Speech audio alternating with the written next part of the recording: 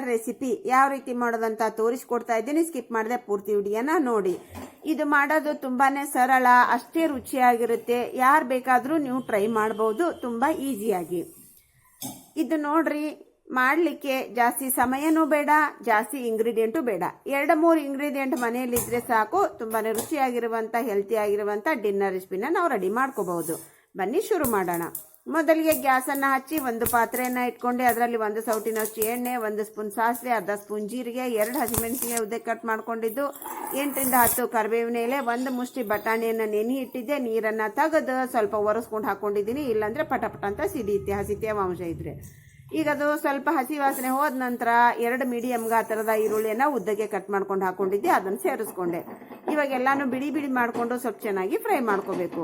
ನಾವು ಈ dinner recipe ಮಾಡ್ಬೇಕಂತಂದ್ರೆ ಸ್ವಲ್ಪ ಈ ತರಕಾರಿ ಯಾವ ರೀತಿ ನಾವು ಹೆಚ್ಕೋಬೇಕು ಅನ್ನೋದ್ರ ಮೇಲೆ ಕೂಡ ಟೇಸ್ಟ್ ಚೆನ್ನಾಗಿರುತ್ತೆ. ನಾವು ಉದ್ದಕ್ಕೆ ಹೆಚ್ಕೊಳ್ಳೋದ್ರಿಂದ ಟೇಸ್ಟ್ ತುಂಬಾನೇ ಚೆನ್ನಾಗಿರುತ್ತೆ ಬಂಧುಗಳೇ.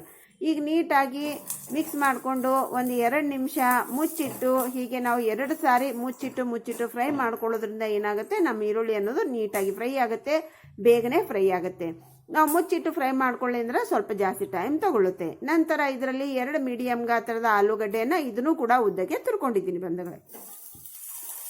ನಾವು ಎಷ್ಟು ಉದ್ದಕ್ಕೆ ತುರ್ಕೊಂತೀವಿ, ಎಷ್ಟು ಉದ್ದಕ್ಕೆ ಹೆಚ್ಕೊಂತೀವಿ ಅಷ್ಟು ಟೇಸ್ಟ್ ಚೆನ್ನಾಗಿರುತ್ತೆ. ಇದರಲ್ಲಿರುವ ನೀರನ್ನೆಲ್ಲ ತೆಗೆದು ನಾ ಇದನ್ನ ಹಾಕೊಂಡಿದ್ದೀನಿ. ಆಲೂಗಡ್ಡೆ ನಾವು ತುರಿದ ತಕ್ಷಣನೇ ನೀರಲ್ಲಿ ಹಾಕಬೇಕು, ಇಲ್ಲಾಂದ್ರೆ ಕಲರ್ ಚೇಂಜ್ ಆಗುತ್ತೆ ಅದರದ್ದು. ಈಗ ಚಲೋತ್ನಂಗೆ ಹಿಂಡಿ ಹಾಕ್ಬೇಕು ಬಂದ್ರೆ ಅದರಲ್ಲಿ ನೀರಿನ ಅಂಶ ಇರಬಾರ್ದು. ನೀಟಾಗಿ ನೋಡ್ರಿ, ಇದನ್ನ ನಾವು 1-2 ನಿಮಿಷ ನೀಟಾಗಿ ಫ್ರೈ ಮಾಡ್ಕೊಂಡ್ರೆ ಆಲೂಗಡ್ಡೆ ಫ್ರೈ ಆಗುತ್ತೆ. ಯಾಕಂದ್ರೆ ನಾವು ಸ್ವಲ್ಪ ನೈಸ್ ಆಗಿ ತುರ್ಕೊಂಡಿದ್ವಲ್ಲ, ಬೇಗನೆ ಫ್ರೈ ಆಗುತ್ತೆ. ಇದರಲ್ಲಿ ರುಚಿಗೆ ಅನುಸಾರ ಅರ್ಧ ಸ್ಪೂನಿಗಿಂತ ಜಾಸ್ತಿ, 1/4 ಸ್ಪೂನಿಗಿಂತ ಸ್ವಲ್ಪ ಕಮ್ಮಿ ಉಪ್ಪನ್ನು ಹಾಕೊಂಡೆ. 2 ಚಿಟಿಕೆಯಷ್ಟು ಅರಿಶಿನ, 1/4 ಸ್ಪೂನ್ ಅಷ್ಟು ರೆಡ್ ಚಿಲ್ಲಿ ಪೌಡರ್, 1 ಚಿಕ್ಕ ಕಪ್ಪಿನಿಂದ 1 ಕಪ್ಪಿನಷ್ಟು ಫ್ರೆಶ್ ಕೋಕೋನಟ್ ತುರಿಯನ್ನು ಹಾಕಿ ನೀಟಾಗಿ ಇದನ್ನ ಮಿಕ್ಸ್ ಮಾಡ್ಕೋಬೇಕು. ನಾವು ಹಾಕಿರುವಂತಹ ಸಾಮಗ್ರಿಯಲ್ಲಿ ಯಾವುದೇ ಸಾಮಗ್ರಿ ಅದು ಹೆಚ್ಚು ಕಮ್ಮಿ ಹಾಕೋಬಹುದು. ನಾವು ಎಷ್ಟು ಜಾಸ್ತಿ ಹಾಕ್ತಿವಿ ಅಷ್ಟು ನಮ್ಮ ಅನ್ನದ ಟೇಸ್ಟ್ ಚೆನ್ನಾಗಿರುತ್ತೆ ಬಂಧುಗಳೇ. ಈಗ ನೋಡ್ರಿ, ಚೆನ್ನಾಗಿ ನಮ್ದೆಲ್ಲಾನು ಮಿಕ್ಸ್ ಆಯ್ತು. 3-4 ನಿಮಿಷ ಚೆನ್ನಾಗಿ ಮಿಕ್ಸ್ ಮಾಡ್ಕೊಳ್ಳಿ. ಅವಾಗ ನಾವು ಹಾಕಿರುವಂತ ಸಾಮಗ್ರಿ ಎಲ್ಲಾನು, ನಮ್ಮ ಆಲೂಗಡ್ಡೆ, ಈರುಳ್ಳಿ, ಮಸಾಲೆ ಎಲ್ಲಾನು ಚೆನ್ನಾಗಿ ಮಿಕ್ಸ್ ಆಗುತ್ತೆ. ಯಾಕಂದ್ರೆ ಇದ್ರಲ್ಲಿ ನಾವು ನೀರು ಹಾಕಿಲ್ಲ, ಡ್ರೈ ಎಲ್ಲ ಮಾಡ್ತಿರೋದು. ಹಾಗಾಗಿ ನೀಟಾಗಿ ಲೋ ಫ್ಲೇಮ್ ಮೇಲೆ ಚೆನ್ನಾಗಿ ಮಿಕ್ಸ್ ಮಾಡ್ಕೋಬೇಕು. ಇವಾಗ ಗ್ಯಾಸನ್ನು ಆಫ್ ಮಾಡಿಕೊಂಡು ಕೊನೆಯದಾಗಿ ನಾವು ಕೊತ್ತಂಬರಿಯನ್ನ ಸೇರಿಸ್ಬಿಟ್ಟು ಮಿಕ್ಸ್ ಮಾಡ್ಕೊಂಡಿದ್ದೀನಿ. ಈ ಗ್ಯಾಸನ್ನು ಹಚ್ಚಿ ನಮ್ಮ ಮಸಾಲೆ ರೆಡಿ ಆಯಿತು.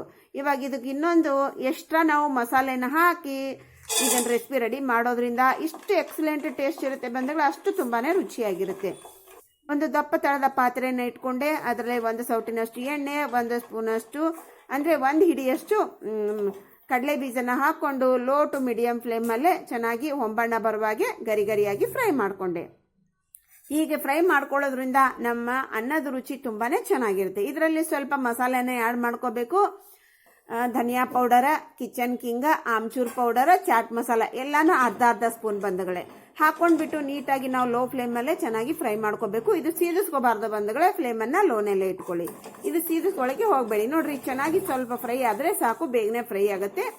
ಇಮಿಡಿಯೇಟ್ ಆಗಿ ನಾವು ಇದರಲ್ಲಿ ಏನ್ ಮಾಡ್ಬೇಕಪ್ಪ ಅಂತಂದ್ರೆ, ಇವಾಗ ರೈಸನ್ನ ಸೇರಿಸ್ಬೇಕು. ಇಲ್ಲಿ ನೋಡ್ರಿ, ನಾವು ಆಲ್ರೆಡಿ ರೆಡಿ ಮಾಡ್ಕೊಂಡಿರುವಂತ ರೈಸು ಉದುರಿರ್ಬೇಕು ಬಂಧುಗಳೇ.